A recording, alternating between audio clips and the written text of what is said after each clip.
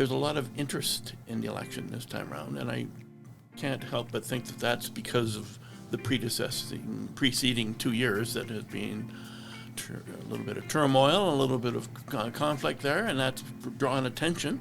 I think that's probably part of the reason we have 39 candidates is because they tended to look at the coverage of the city, which was more extensive than it's ever been, I would think.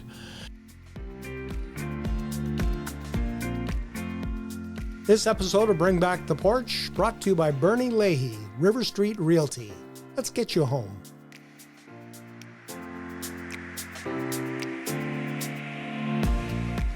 And joining me on the porch this episode is our first return guest. We didn't scare you off the first time. No, it's true, eh? Jim Groom, a retired political scientist from the Medicine College. Welcome. Thank you, Brian. Good to be here. We've been watching over the last 3 weeks our election campaign. We've had many candidates come through here. You've been watching. What have you seen from your perspective? Well, one of the concerns is somewhat like we talked about previously, is the large number of candidates. 39 for council. It becomes rather daunting for people to do a really good assessment. And most people don't have a lot of time to sit there and say, well, exactly what did this candidate say and what did that candidate. So I think they're probably making selective choices based on what their initial feelings are and maybe expanding that to confirm that sort of information. Searching up online, obviously, also to see what the candidate is saying in both social media and on their websites and things like that.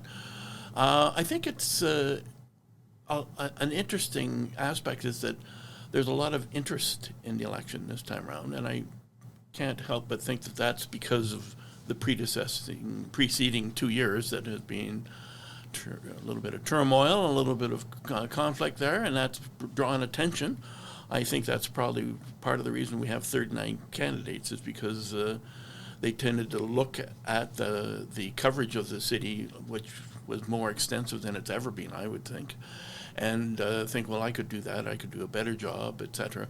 But also the fact that it's just all of a sudden, well, it's of interest. So I didn't realize the city was doing this and this and this and all these different aspects, and the conflict sort of heightened that awareness, I think. As I've been ruminating on some of the conversations I've had here with the candidates, I feel a little bit like Santa Claus.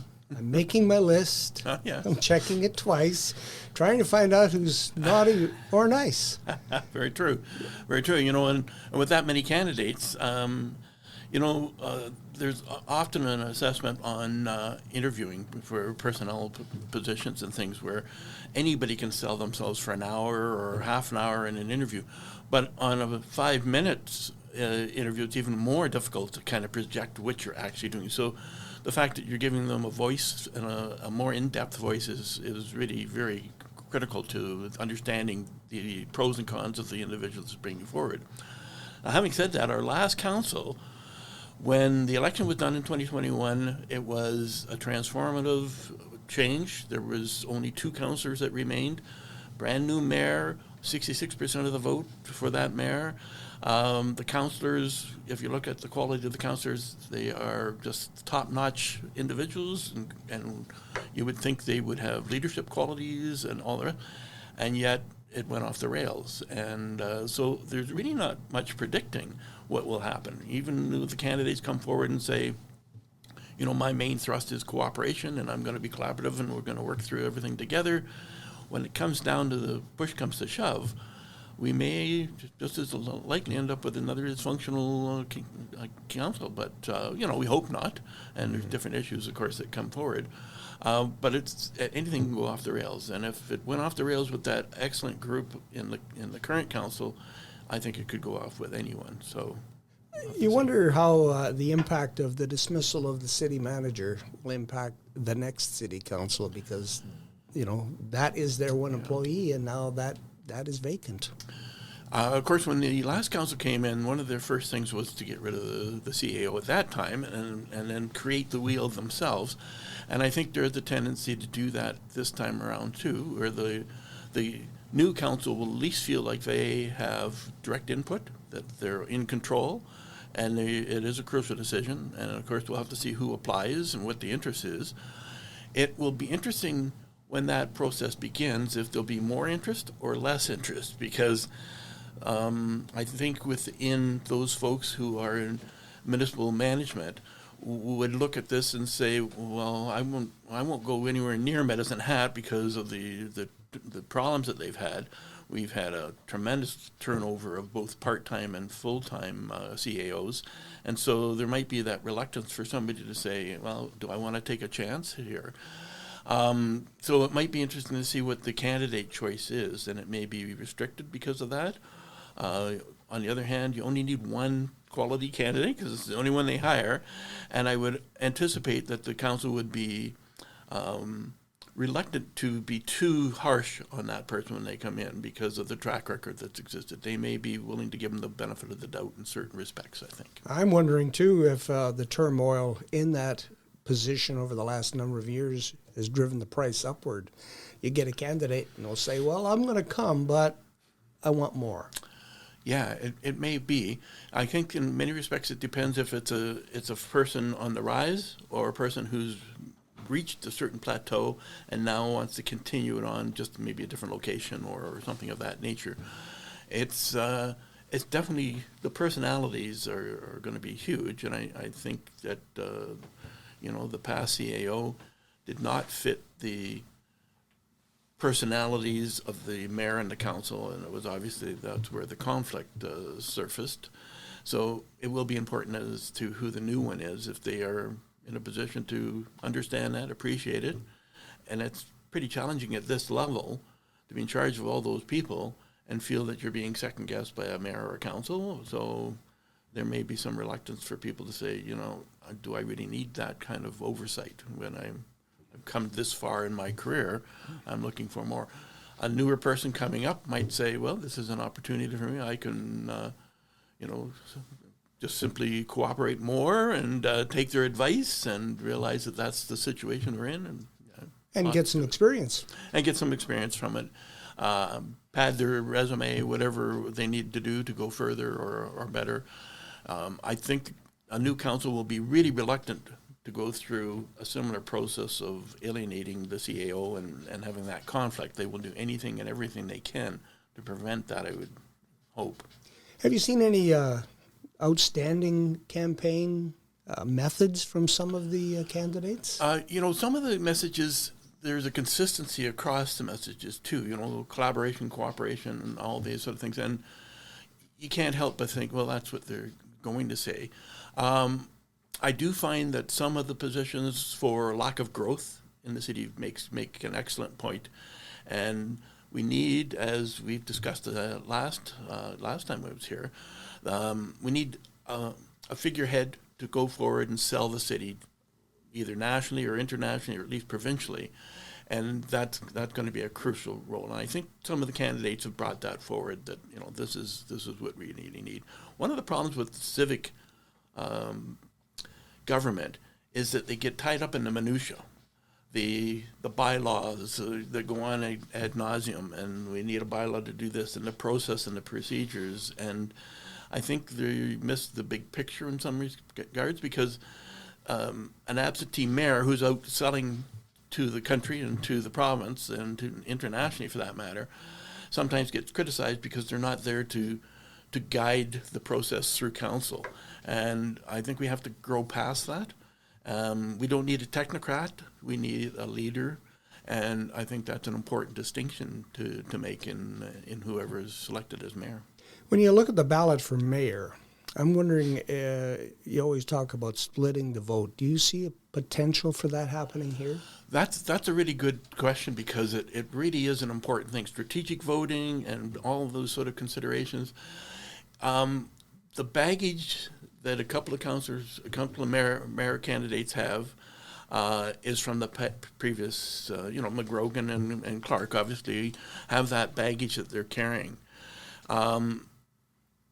They tend, I think it's fair to say that puts them in a bit of a similar bailiwick.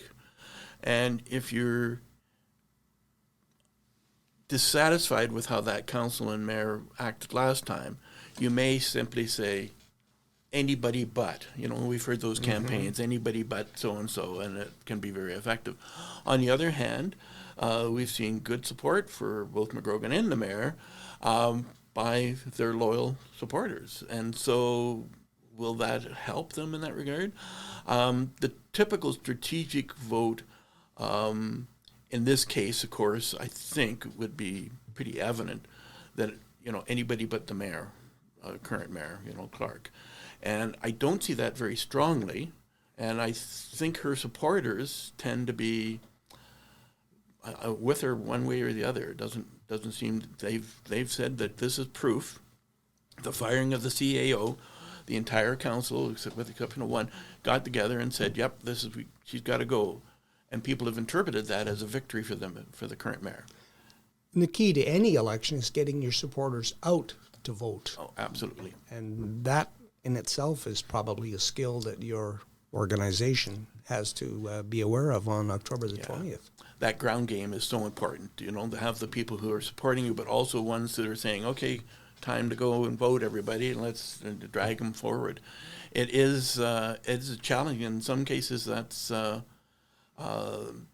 really the big problem, is that there might be somebody with inspiration, but not an effective ground game. And so, they don't drag them out. A friend of mine used to live in Montreal, and he'd say, yeah, we'd load up the car with a bunch of cases of beer, and we'd go around, and it was that blatant. And I hope we don't come back to those kind of days, and I don't think we would in Medicine Hat, but it is important that people do get votes. The last election, 40% turnout during a COVID election, was sort of impressive in a way. But, we've had everywhere from 49% to 39% or something as far as, so we get a pretty good range in there.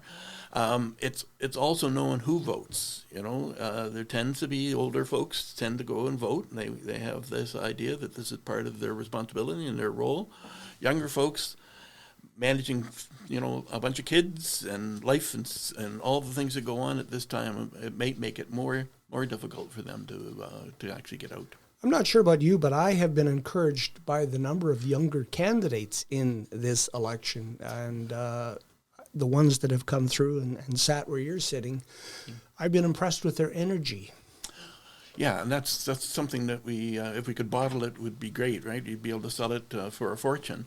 The fact that young people are engaged in the politics of our community is excellent. It really is what it's all about. And I used to see this at the college, of course, because I taught kids, young adults that were basically just new to it, and they were interested enough to take a political science course.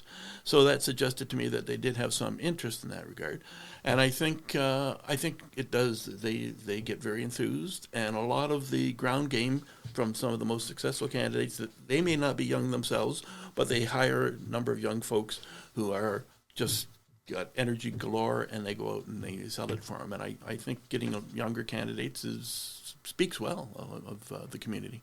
Calgary and Edmonton have been allowed to have party politics for the first time. Well, maybe not the first time. Some of the history people are coming out now and saying, no, that's everything old is new again. And they did this before, and Sure. kind of fell off the table. We have not had that in Medicine Hat, to my knowledge.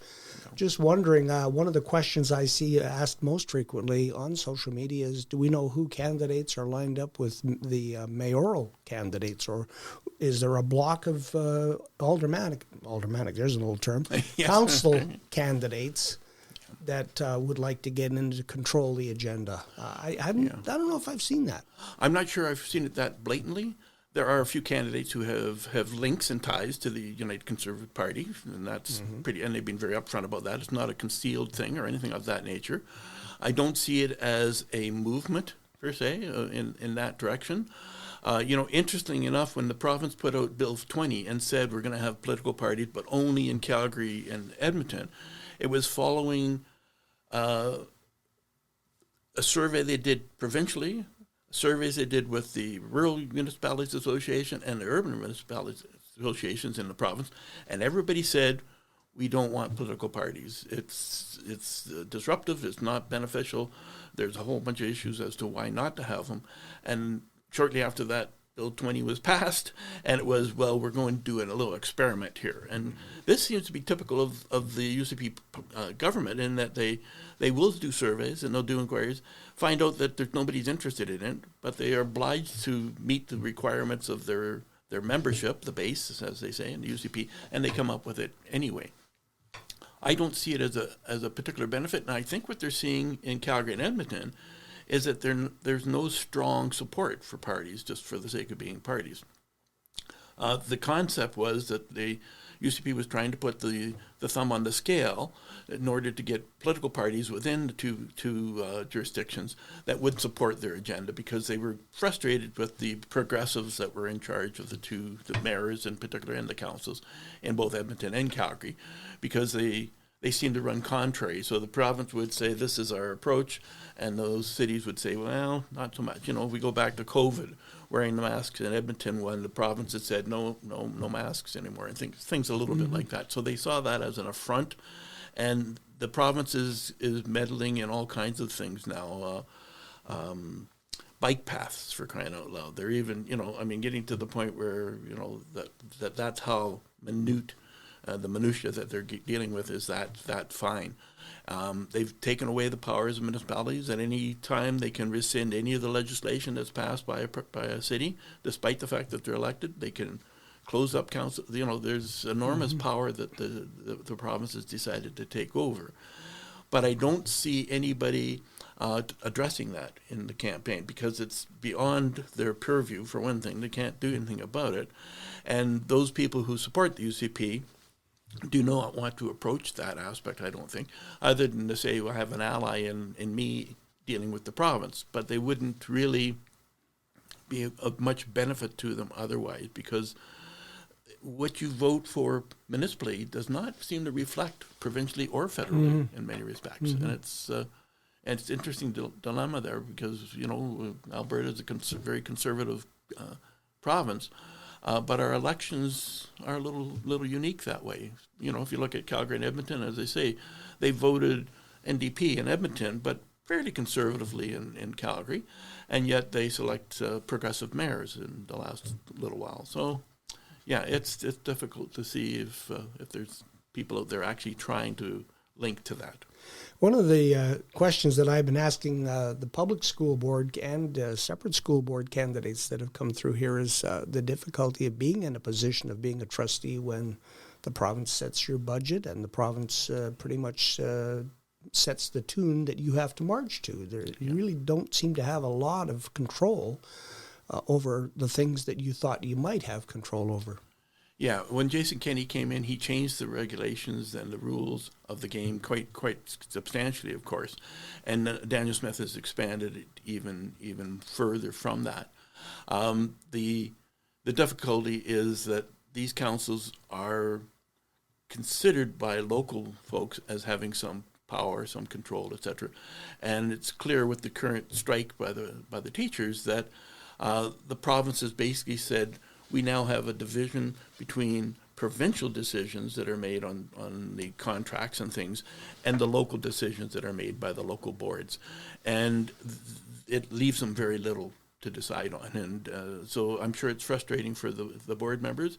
They can impact locally to a very minor extent, but it's really the province is going to come in and micromanage, as they've done since 2019 when they were first elected, really. One of the key issues in the campaign locally has been growth, the stagnant growth in Medicine Hat, and the thought that we need more growth to expand the tax base so that we have the money to do project A, B, or C, or just keep our taxes down.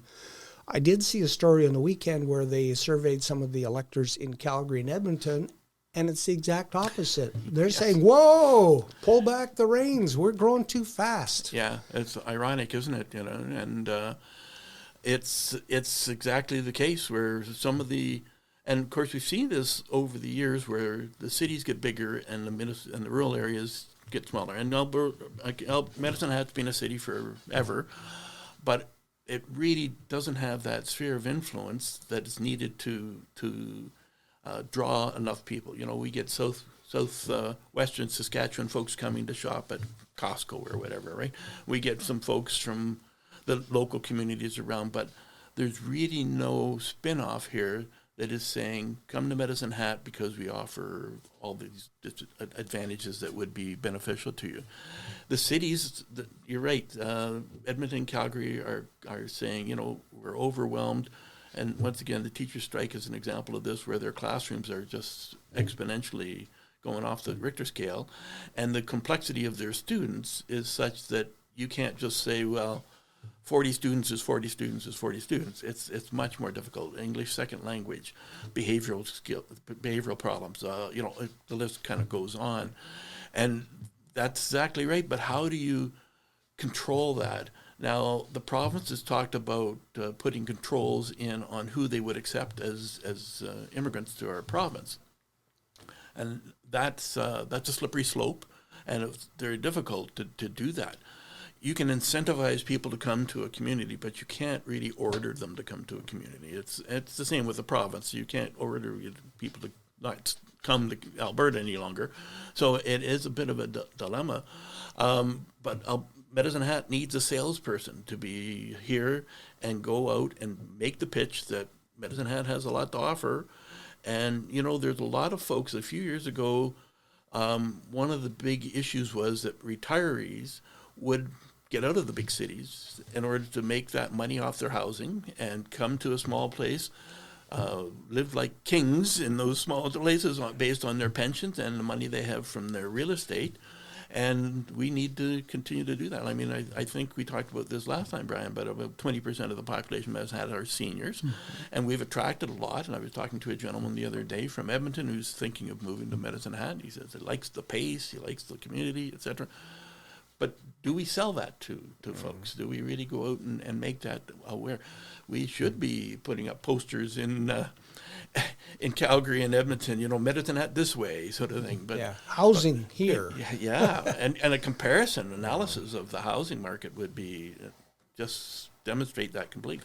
Somewhat like what Calgary has done to people in Vancouver and Toronto, where they said, if you want a beautiful house in a nice location where you can see the mountains, and it's 2/3 of the price that you're paying in Toronto and Vancouver, come to Calgary, and they have. Mm-hmm. Ironically, the province has also had a campaign of Alberta's open for business and these other aspects that they want. And then they said, well, now we've got too many, and they blamed Ottawa for allowing too many immigrants in. So now they want to put some blockages on that. And it has to be selective. You need people to come who have the right skill sets, for sure.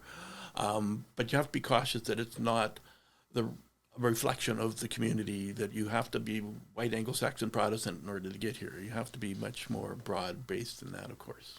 When we move into the ballot box and we get 39 candidates on that long ballot, all in alphabetical order, does that impact the people who are at the bottom of the list alphabetically? Well, you would hope that a real conscientious voter would go in and have a preconceived idea of who.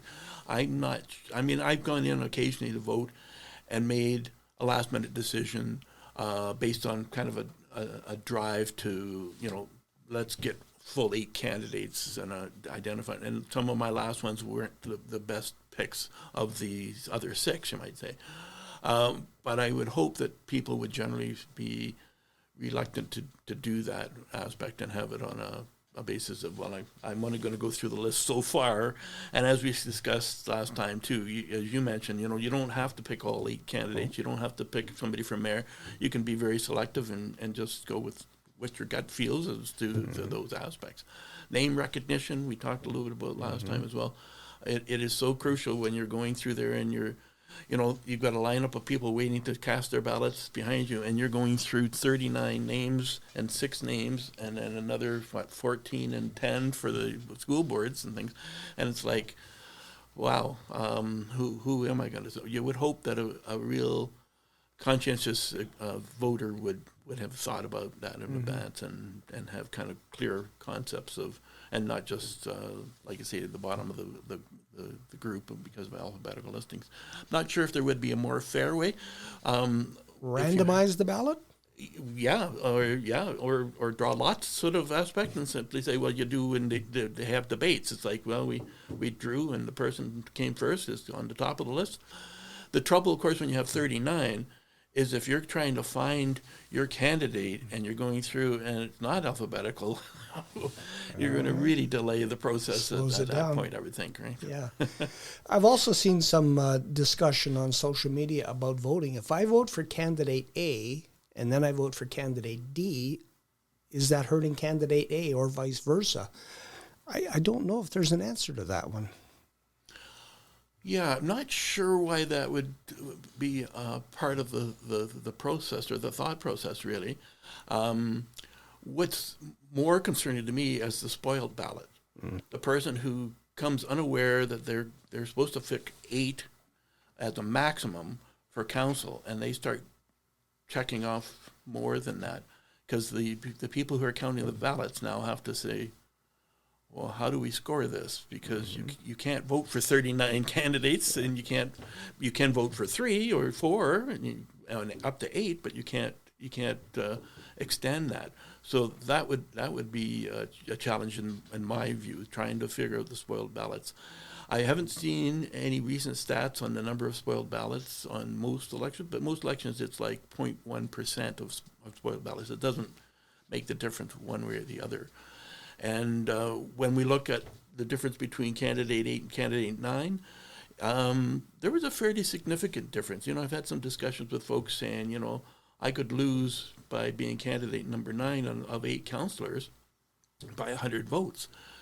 And sure, that's true. And most of the ones in the 2021 election, like they were elected on 7% of the vote or 6% of the vote. It wasn't high numbers, but between the 8th and 9th, there seemed to be a significant amount, relatively speaking, to the overall number of votes. So it doesn't seem to have impacted that way, that I can see from the numbers anyway.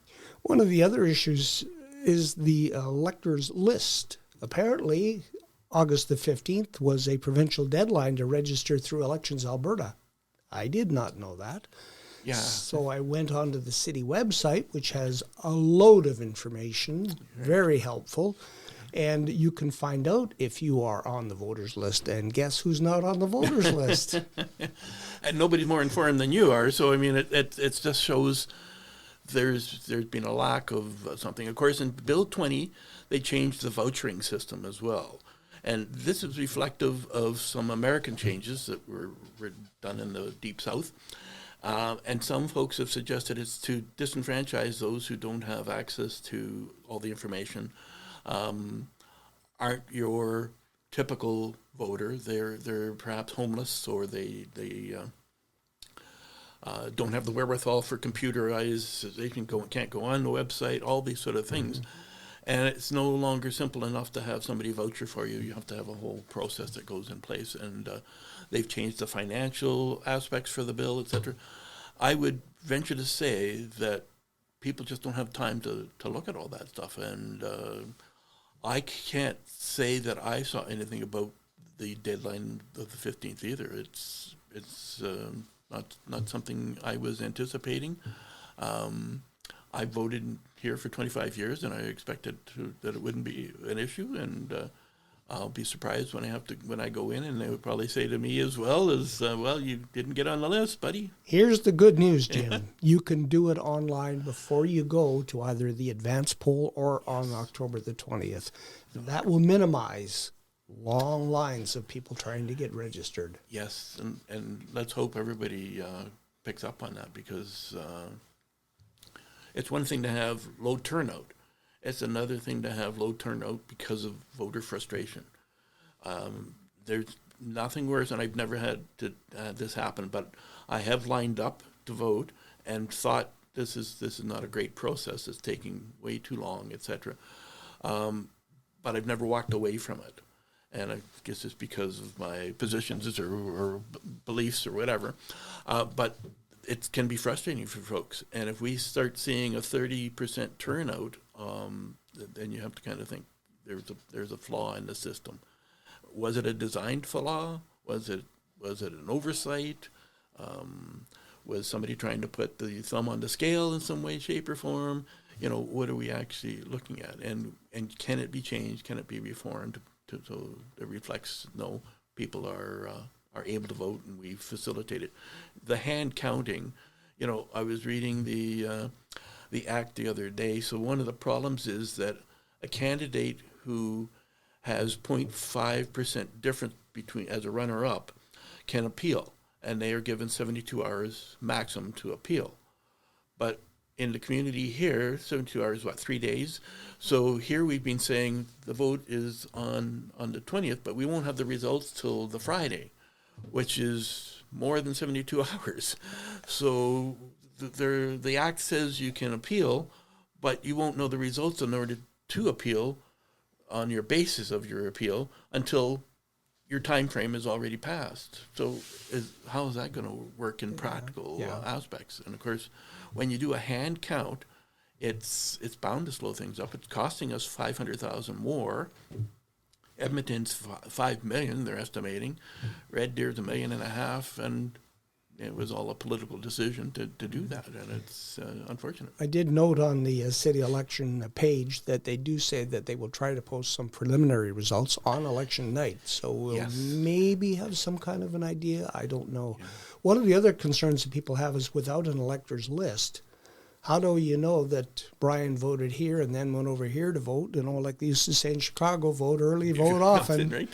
But apparently they have that live list. So when I go to vote and I'm stroked off the list electronically, I can't go to another poll. Go to another one, eh? Yeah. Interesting. I do stress that there is a wealth of information on the city webpage, and I think Lynette is going to put a link up on the screen so that people can find that and they can get informed about where to vote, when to vote. Not necessarily how to vote. No. But they can answer a lot of their questions. Anything else you wanted to fill in before we say? No, it's going to be interesting. It's always interesting. I have made side bets on occasion, and I have always lost. So I don't do that anymore. But no, it should be an interesting election. And, the marital race is going to be a keen one for sure. And it'd be nice if we had candidates that just boom, that's the folks. But it's a challenge because there's a great group of people in here. When you look and hear what they have to say and their position, there's nobody that isn't prepared. There's nobody that's come in kind of, I'm just here because it was my day off or what. It was great. Yeah, to see what they have to say. And what encouraged me is seeing many of the candidates come through here and asking them about the experience, and more than once. They said they were encouraged by the quality of the other candidates. They're not necessarily running against those people, and they all thought, if we get elected and this person's here, we are going to work together. So looking past October the 20th, I do feel hope. Good. I hope so, too, because it's been a tough 2 years, at least, over the last couple of years, for sure. And maybe after the vote is all done, we can come back and have another chat. Always nice to chat to you, Brian. Yeah. We can handicap and see what happens. We should prepare a list now and then see if we're right, I guess. But right. Time will tell. Yes, for sure. Jim Groom, thank you for the visit, as always. Thanks, Brian. Nice to be here.